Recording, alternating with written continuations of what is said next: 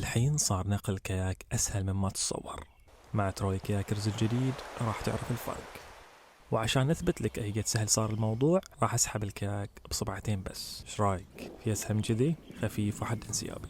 طبعا الترولي أدجستبل للعرض، يعني يناسب كل الكياكات مهما كانت أحجامها، وعشان تصميمه القوي يناسب كل الكياكات مهما كانت أوزانها. مصنوع من الألمنيوم، يعني دخله وياك بحر عادي. من فوق مغلف بالإسفنج يعطيك حماية أكثر للخدوش. دواير فوم قوية حجم 10 إنش مناسبة للأرضيات الخشنة، شارع أو حتى رمل اللي مو غزير. الحين موجود تونا برو لشخصين، وشخص واحد راح يرفعه فوق السيارة بدون أي تعب. طبعا الترولي مع ستراب حق التثبيت.